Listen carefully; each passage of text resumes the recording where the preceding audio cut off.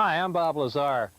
During late 1988 and early 89, I worked on the propulsion systems of extraterrestrial vehicles for the United States government. The hardware and technology I was exposed to should be placed in the proper hands of the scientific community, and it is the right of every person on Earth to know that there is physical evidence which proves that there is life elsewhere and that at least one form of that life has been here. For those of you whose information about me is limited to this video, I'll give you a brief background. In a world filled with stories of extraterrestrial encounters and government secrecy, one name stands out: Bob Lazar. Known for his bold claims of reverse engineering alien spacecraft at an area known as S4, we delve into the enigmatic tale of Bob Lazar to separate fact from fiction.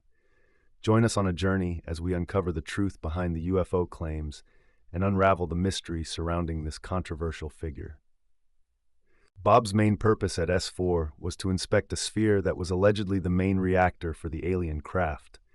It is probably just a coincidence that the engine looked exactly like the third core of the nuclear bomb that was prepared for the third bomb to be dropped on Japan, known as the Demon Core, because on August 21, 1945, the plutonium core produced a burst of neutron radiation that resulted in physicist Harry Daghlian's death. Chillingly, this was also what had happened to Bob's predecessor.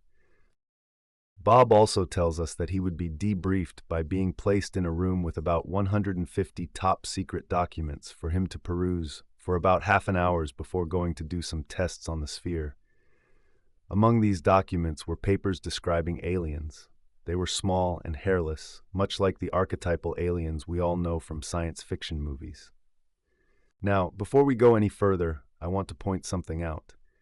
Either Bob is lying about all this, or he is telling the truth. But there is a third option, that the whole thing was a disinformation program, of which Bob was the unwitting subject. Around this time, there were several disinformation programs specifically designed to make people believe in UFOs, which I intend to cover at a later date. The programs were run by Air Force intelligence. Lazar stated that he began working at S4 in late 1988 and left the facility by early 1989, so he was only there a few months. During this time, Lazar claimed that he took John Lear, a well-known conspiracy theorist and ufologist, out to the desert near Area 51 to witness the test flights of the purported alien spacecraft. John Lear, a former pilot and son of the famous inventor of the Lear jet, became involved in UFO research and conspiracy theories, promoting the idea of government cover-ups and extraterrestrial activities. The panic problem, and there's also the problem that, in fact, in Cro-Magnon man, there may have been some tinkering to make us what we are today. And that's been borne out by several researchers. We couldn't have developed exactly the missing link. Something had to happen to get us going. Between 4000 and 8000 BC, we had just been going along and for hundreds of thousand years not doing anything. All of a sudden, bang, we started making pottery, invented the wheel, invented fire, and everything took off. What was the key that did that? Lear was not only an exceptional individual, but came from a family of exceptional individuals. He became interested in UFOs after both his father and brother swore down that they had seen them.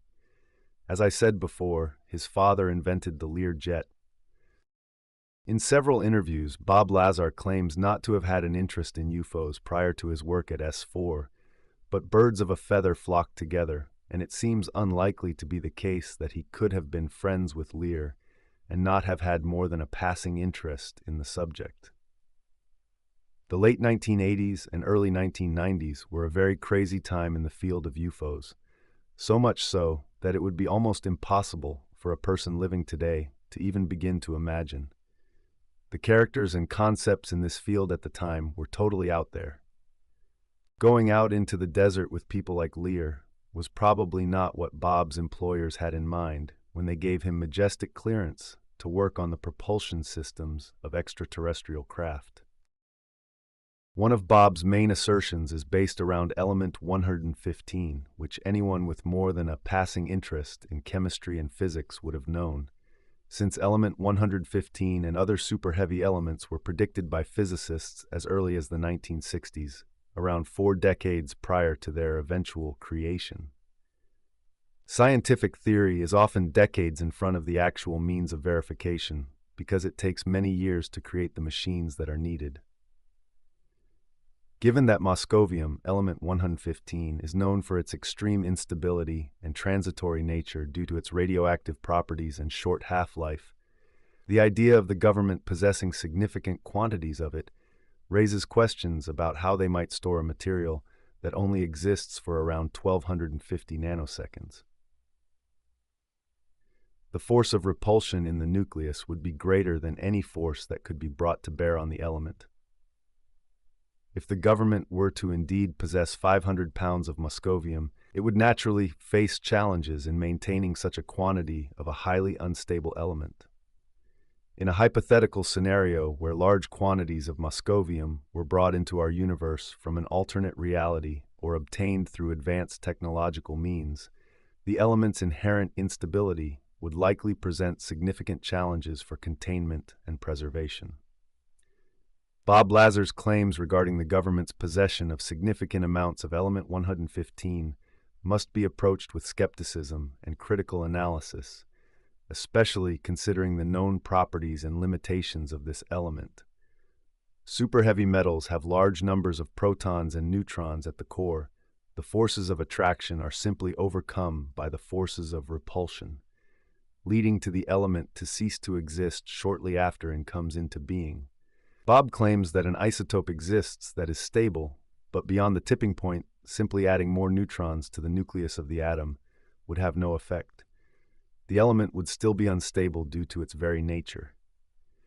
The idea of storing hundreds of pounds of a transitory and rapidly decaying element like moscovium would defy conventional scientific understanding and practical considerations regarding radioactive elements. Since the 1960s, many articles in popular scientific journals as well as academic papers have been written by people who understand the theory. Bob would have had decades to peruse these articles prior to making the assertion. The fact that element 115 was eventually created was simply a matter of time. It is established with a high degree of certainty that Bob Lazar was employed by Fairchild Industries between 1976 and the 1980s, and later worked as a contract technician at Los Alamos National Labs in late 1982 through Kirk Meyer. Given these verified details, it is logical to conclude that Lazar underwent some level of formal education prior to commencing his employment at Los Alamos Labs. Research conducted by Stanton T. Friedman suggests that Lazar enrolled at Pierce Junior College, focusing primarily on electronics courses. Friedman went as far as interviewing one of Lazar's instructors at the college, a person named Duxler, who verified teaching a student named Robert Lazar in the latter part of the 1970s. I know what it can be like trying to get a degree as an outsider. I myself studied technology, music, programming, and organic chemistry before finally getting a degree in architecture when I was in my 40s. Taking an unconventional path can be very hard work. Physics for Engineers and Scientists was another course taken at Pierce College by Bob between 1976 and 1978. It also looks like Bob at least began a correspondence course run by UCLA in physics, beginning in 1978. Bob was on probation at the time, and the probation document has a snippet showing the UCLA course. Many people achieve degree status via correspondence. This is not to be frowned upon. However, the time quoted by Bob as being at MIT, he was in fact at Pierce Junior College, where there is evidence of his attendance. Bob's time at Los Alamos was as a technician, not a physicist. Lazar is the proprietor of United Nuclear Scientific Equipment and Supplies, a business specializing in the sale of diverse materials and chemicals. In 2017, Lazar's place of business was subject to a raid by the FBI and local law enforcement. This raid was connected to a murder inquiry, with Lazar not identified as a suspect, investigating whether United Nuclear had distributed thallium to a person linked to a murder case in Michigan, and had nothing to do with any kind of Men in Black type of harassment. Bob claimed to have security clearance 28 levels above Q, but the stringent procedures in place for security clearance would have flagged the fact that Bob's first wife was a murderer and his second wife was a forger.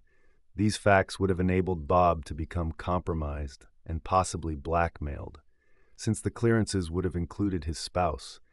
In fact, Bob himself claims that it was the fact that his wife was having an affair that led to his dismissal and consequent harassment. The fact that he took his friends out to the test site for a few beers was also a problem.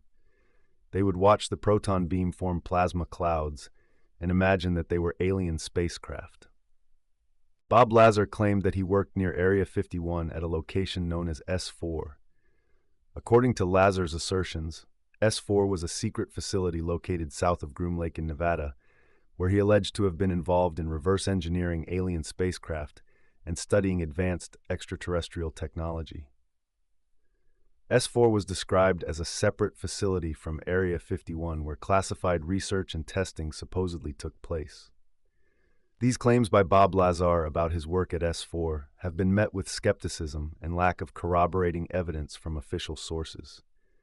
Bob claims that he had majestic clearance, which is a level of clearance that no other person has ever heard of, but may be a reference to the bogus Majestic 12 documents fabricated by Bill Moore in the early 1980s and circulated by him amongst other UFO enthusiasts.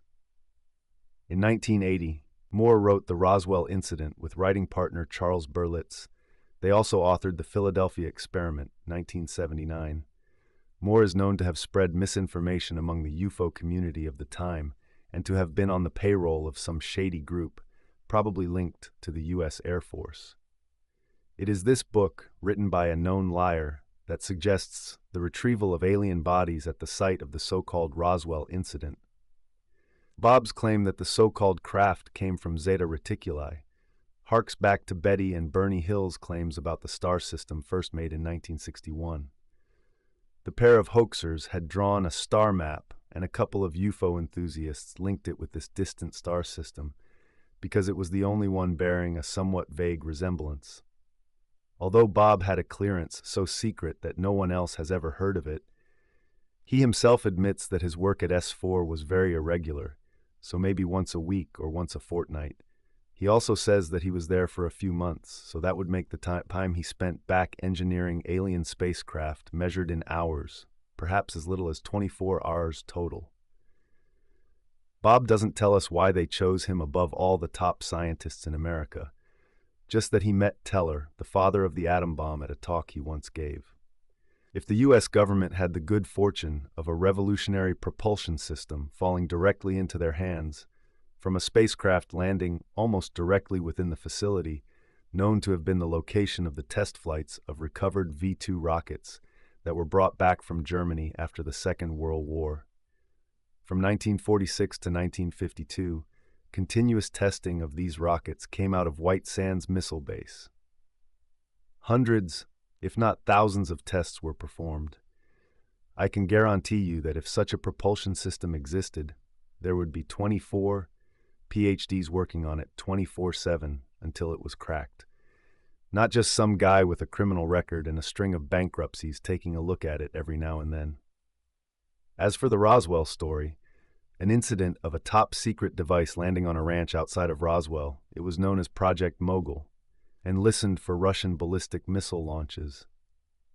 There were not alien bodies linked to Roswell until the popular books of the 1980s written on the subject. Moore never let a thing like truth get in the way of a good story. It was just a case of the bigger the lie. These days, we live in a society where instant gratification has been fine-tuned to the max. A microwave culture, phone in hand, posting on TikTok and Instagram, waiting for the hits and like to light up the serotonin in our brains. People who have come into this subject over the last 25 years have no idea of its complexity. They take a hit from recent shows on Netflix and the like, and move on to the next hit. Few newcomers would know that Richard Doty once drove a man to the brink of insanity with his lies and misinformation. The guy is a regular talking head on many of these popular shows to this day. As I said before, Lazar could have been the subject of a complex disinformation program, but his inclusion of such things as Element 115 and his attempt to describe a non-existent gravity generator, as well as other factors, seem to discount this. He has a history of lying and deceit. But as long as there have been secret programs, there have been cover stories. Ballistic missile programs and high-altitude projects have existed at least since 1946 in the USA. Projects include Project Mogul, Project Stargazer, Project Genetrix, Project Excelsior, Project Manhigh, Project High Dive, and Project Stratolab. These projects are top secret until they aren't. That's when we find out about them. Belief in UFOs has been fostered by security services and the CIA amongst the public for the simple reason that if you are looking elsewhere, you are not looking at what they don't want you to see. Extraterrestrials and UFOs provide the best cover for all of the above projects. The UFO community has been littered with agents of disinformation, whether witting or unwitting. And hoaxers who are out to line their own pockets are the worst of these, because they prey on those unable to think critically. They own you, and they make you their bitch. UFOs are big business, books, documentaries, etc., constantly regurgitate the same old bullshit in an endless cycle. They all have books to sell and documentaries to watch, and Lazar is no different. He claims not to make money from his story, yet he has written a book to promulgate the lies he spins. He is the subject of a Netflix documentary, with another documentary on the way. He sells hand-drawn pictures of saucers from the above projects and claims they are alien spacecraft. Does anyone really believe that an advanced culture from somewhere in space would travel here in a craft less than the size of your kitchen? There are no seats in these craft because they were designed to be dropped from great heights, so that such things as impact could be tested before using a live subject. The project were designed to listen out for Russian missiles during the Cold War, since the USA has no way of shooting them down. Other projects were for testing the ejector seats of aircraft, atmospheric data, and more recently the re-entry of spacecraft. There are also the black projects related to cutting-edge aircraft still on the design table. Foreign governments constantly scour the airwaves looking for clues to these projects, which is why you just can't tell everybody everything. Then there is industrial espionage, at which the Chinese are experts. How about, going forward, you practice some critical thinking and don't be one of those suckers that are born every minute? Over and out.